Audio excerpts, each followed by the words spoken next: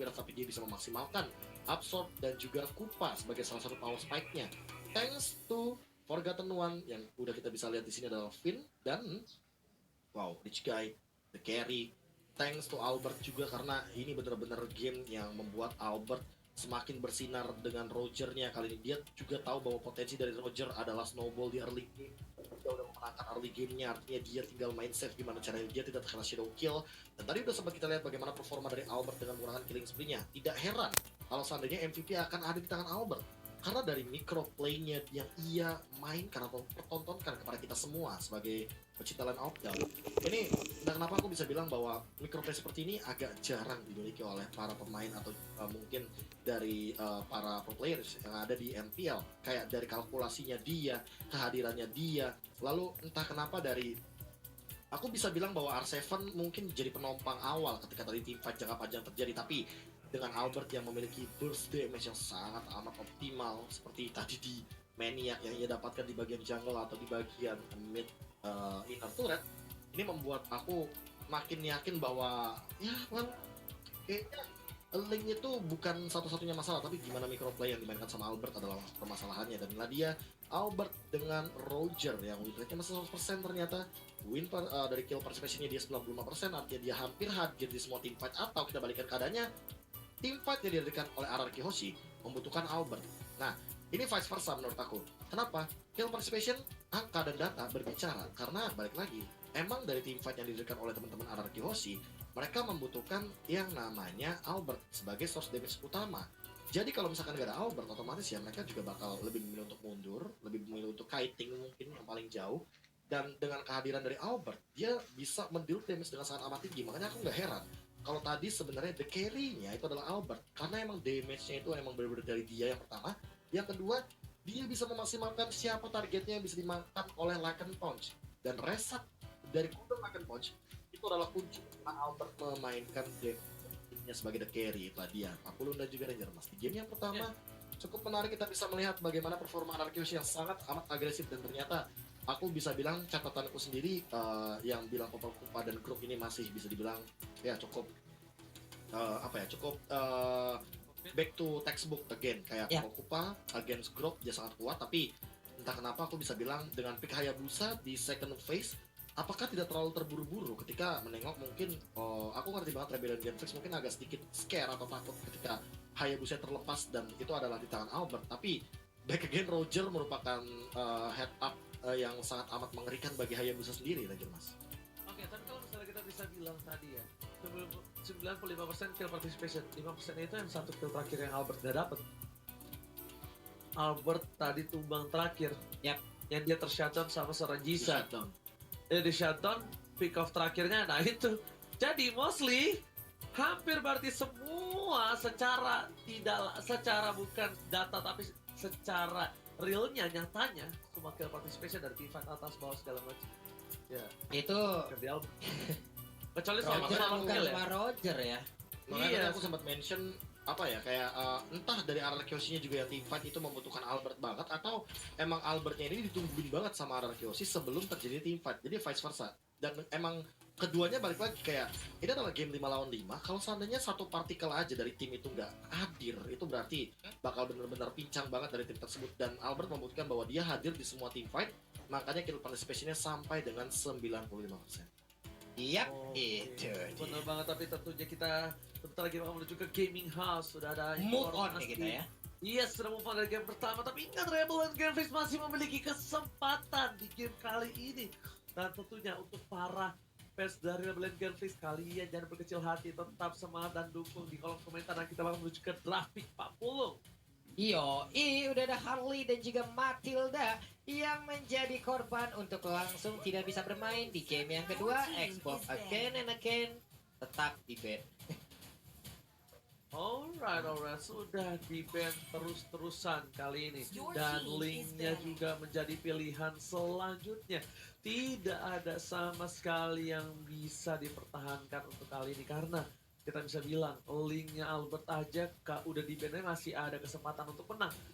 Ya kan, chance-nya besar, apalagi linknya terbuka. Kasarnya itu membuat chance RRQ bakal lebih besar menangkan game ini. Dan tentunya pilihan yang sangat bijak mengamankan Link untuk kesekian kalinya Pak Pulu.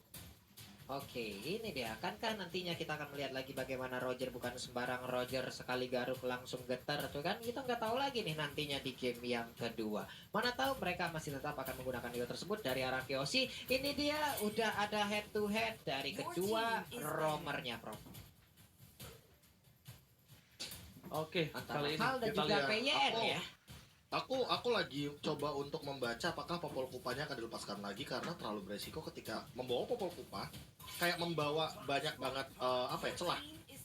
Dengan Popol Kupa kita bisa satu, open map, dua, ganking, lockdown target, trapnya juga bisa permastan, dan itu yang menurut aku harus diperhatikan sama Rebel dan Genflix karena di game yang pertama tadi itu paket komplit yang dibawa sama VYN gitu. Tapi wow, Oke. jauh ya. Berarti dia mau main lebih agresif lagi daripada game yang pertama. Oke, tapi kalau bisa kita bilang ini bakal ada jauh head dan agresif, sudah pasti jelas.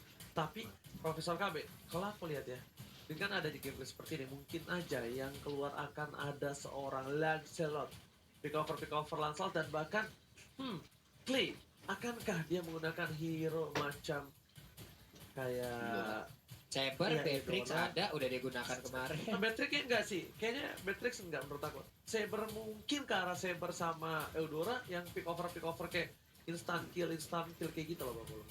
Kalau- Oke.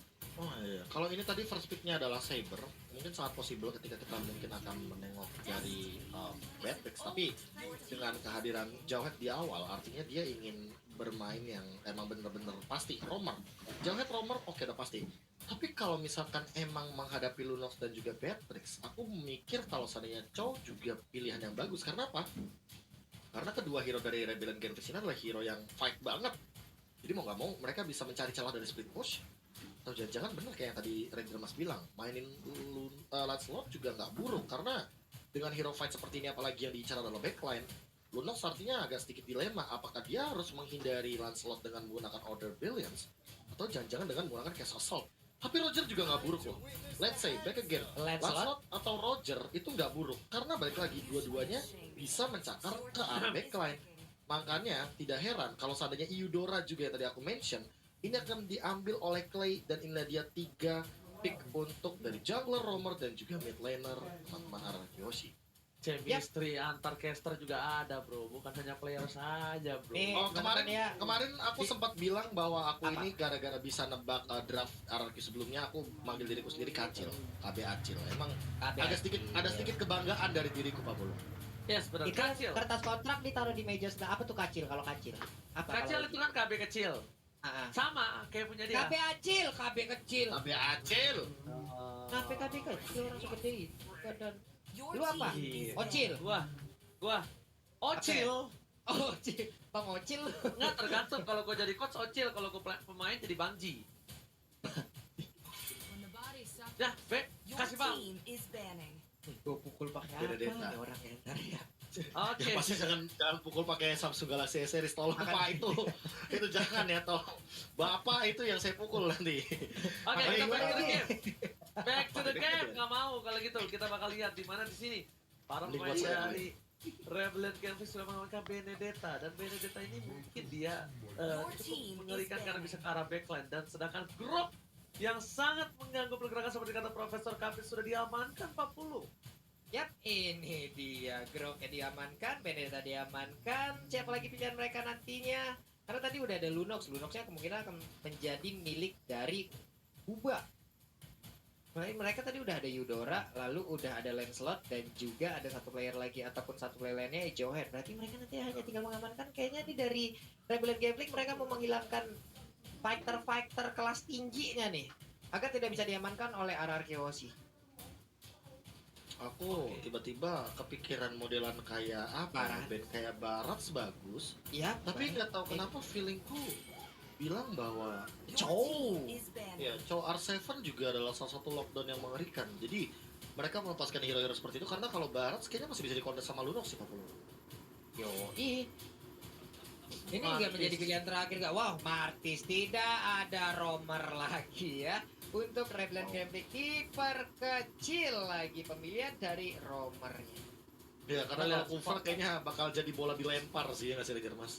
Iya, bener banget. Dan bahkan lo lihat tuh, palnya udah mulai kempis, pusing palanya karena target mantisnya sudah diamankan oleh para pemain dari tim Araki Hoshi.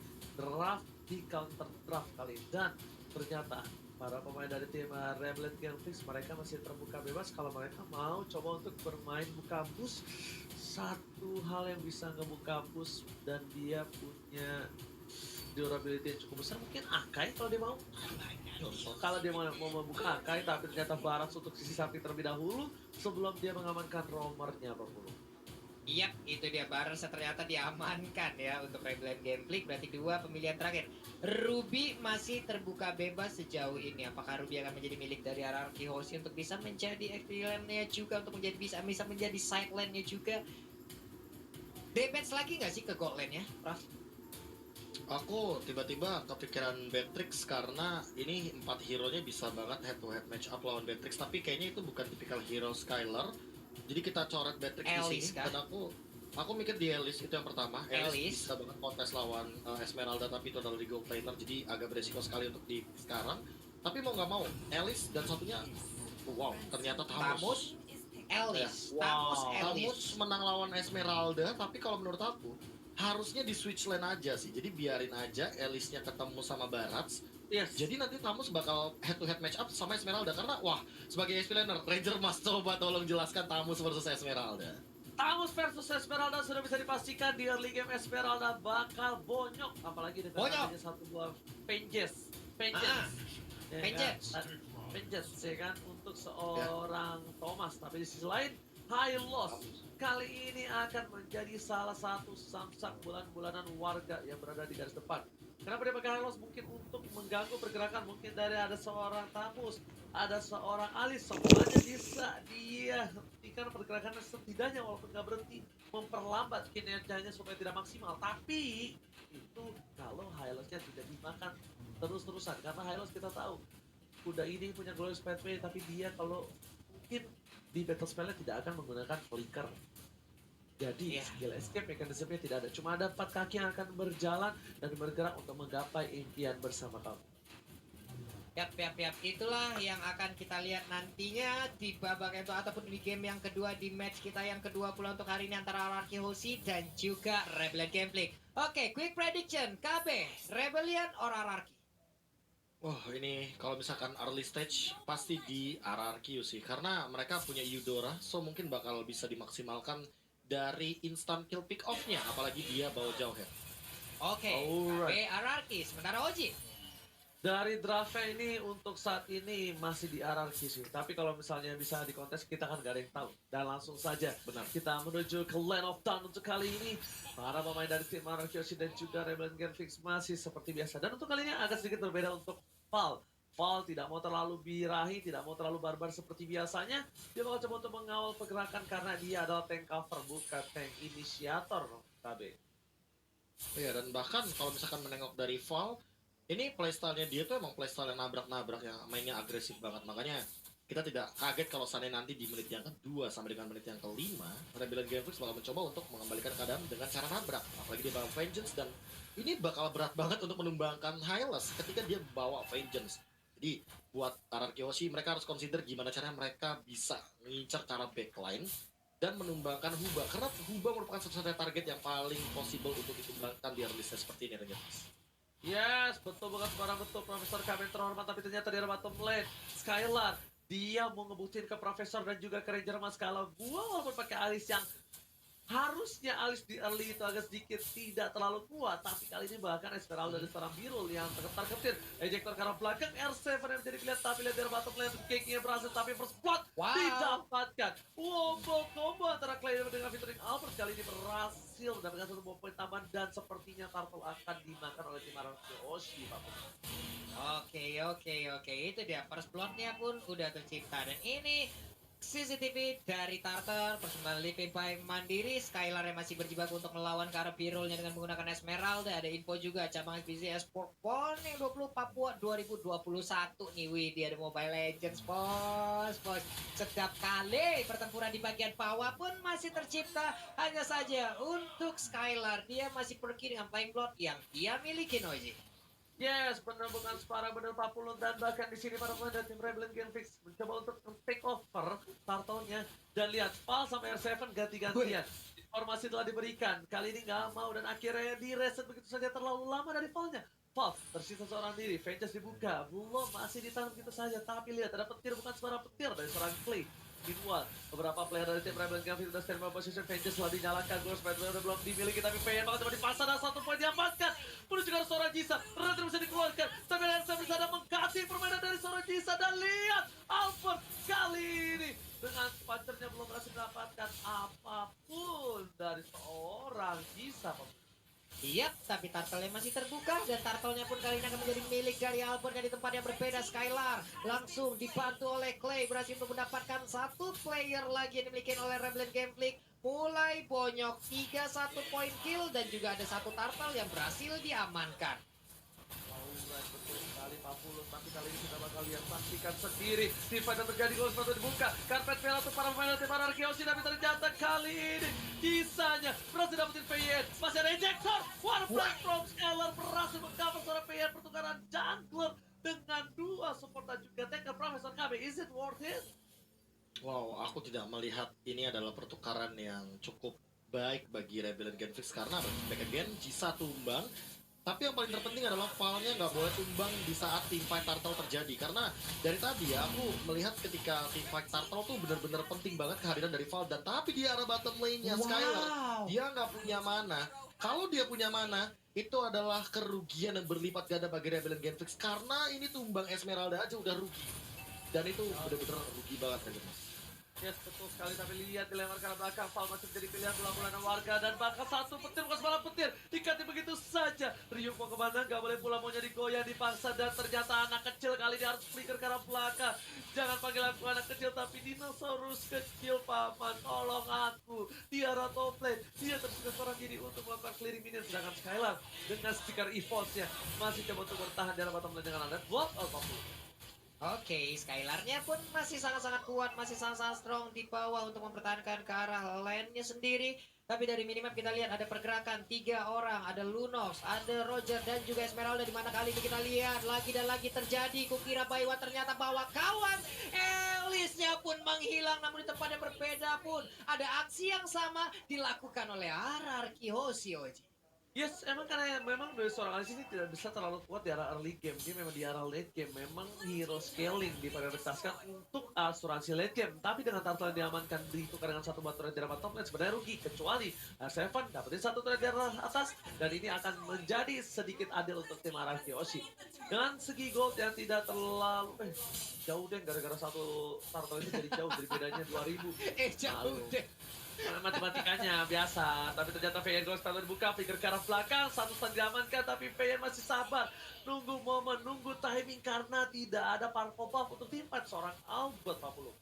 Ini dia pergerakan sepertinya dari Birul udah mulai terlihat posisinya, langsung dikejar oleh VN. Ada Clay juga di bagian belakang untuk memberikan backupan. Valnya ingin maju, langsung disetrum aja. Kau mau pergi kemana? Dilempar lagi dengan ejectornya, kudanya pun langsung menghilang. Hylos tidak kuat lagi untuk menampainya, damage yang dikeluarkan dari Lich juga mulai gabung di bagian tengah. VN pun udah gak kuat, VN menghilang, Esmeralda menghilang, 2 orang, 3 orang, 4 orang, dan ini dia 1 player terakhir dari Rebel Camping. Bisakah kau bertahan karena Elis pun mengejar? Udah ada pilihan of order, terkena efek slow-nya, tapi dia pun masih selamat, Oji.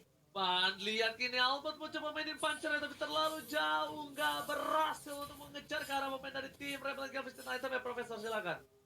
Iya, apalagi kita satu momen di mana Val-nya lagi dan lagi terculik ini karena dia baru punya Dominance Ice.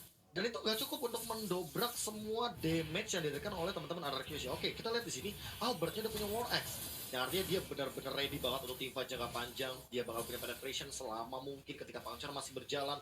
Dan endless battle membuat dia makin lebih bisa sustain dengan lifesteal dan true damage yang ia miliki. Tapi R7 ini akan menjadi ancaman tersendiri. Karena apa? Karena nanti di teamfight jangka panjang ketika dia udah punya Vengeance spell-nya dan ditambahkan dengan Bloodlust X yang ia miliki, Inferno tentu akan menjadi penyelamat kalau misalkan dia mau head to head, apalagi lawan kuda luar biasa Val yang kali ini berada di hadapannya Regetas. Yes, betul sekali Profesor KB terhormat, tapi kali masuk ini didapatkan. Albert berhasil mendapatkan 6 point kill. Meanwhile di arah bottom lane, Firma akan coba masuk mengganti begitu saja. Gak boleh pulang menjadi goyang dari Val, mau kemana? Vengeance dibuka, dia bisa membaca digunakan, tapi ternyata terus dengan dapetin siapapun dan keting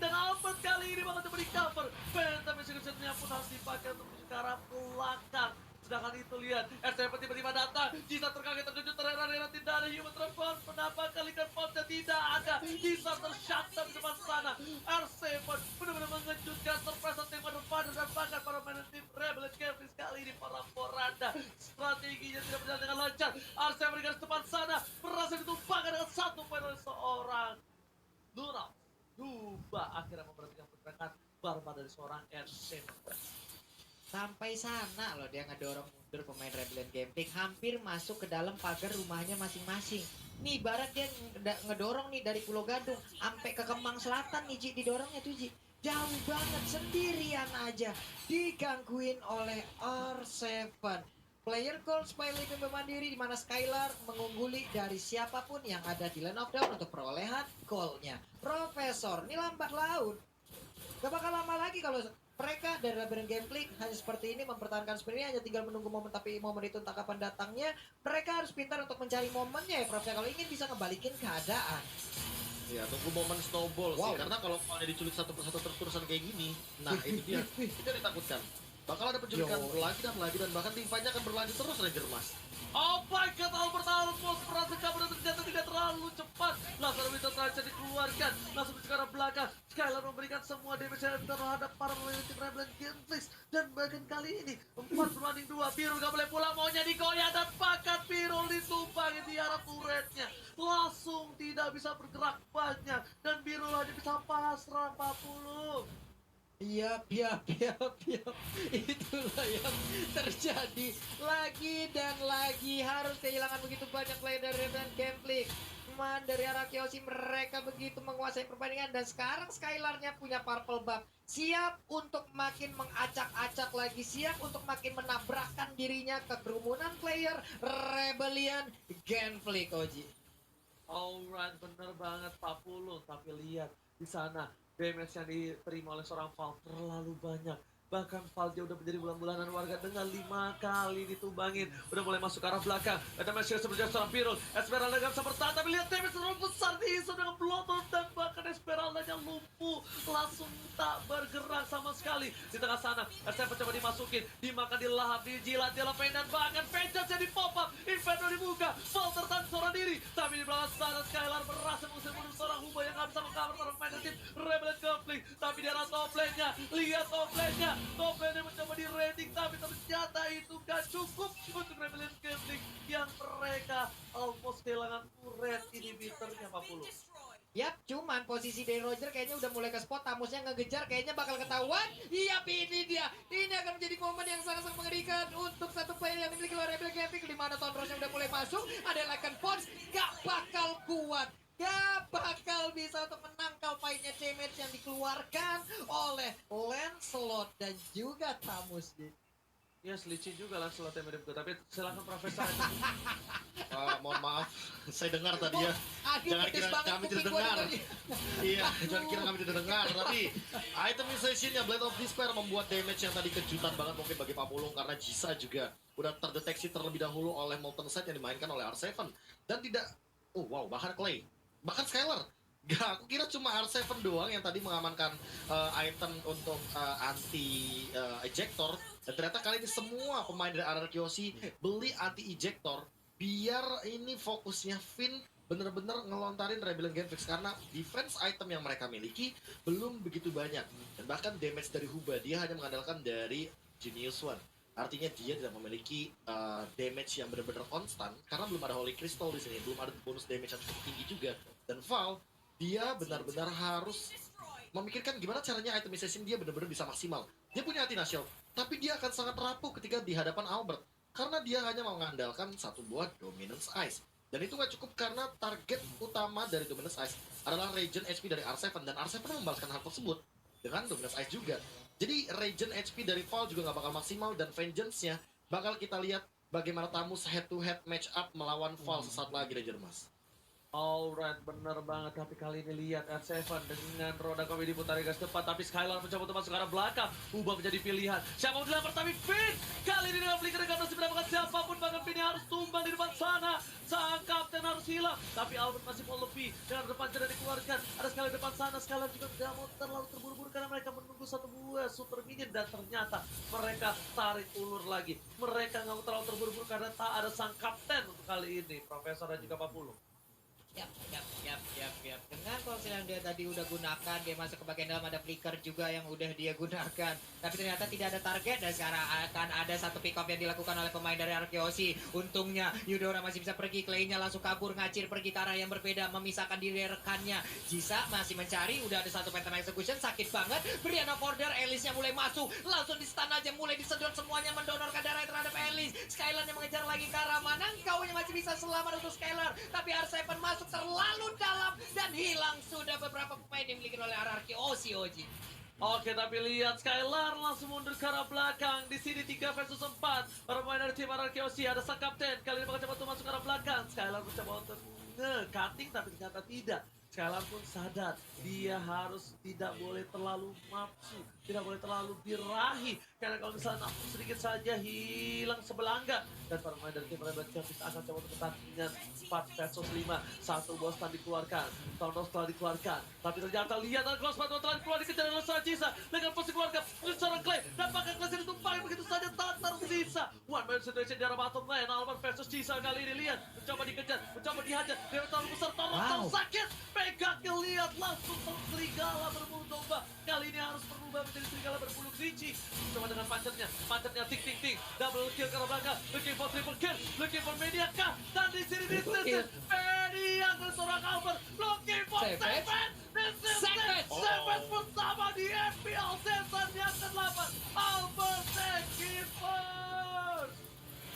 Wow, yang pastinya diawali dengan ting yang pastinya itu juga bukan permen, bukan biskuit, diakhirin dengan Savage yang begitu indahnya 2-0 tanpa balas. RRQ Hoshi poin penuh. Profesor, wow, kukira montage ternyata Savage yang didapatkan oleh Albert ini benar-benar membungkam semua mata dan juga aku pun tercengang melihatnya ketika oke, itu udah maksimal loh dari pasifnya. Udah ada 30% tambahan dari basic attack. Udah ada tambahan juga dari physical attack yang dimiliki oleh seorang Albert. Dan bahkan dengan langsung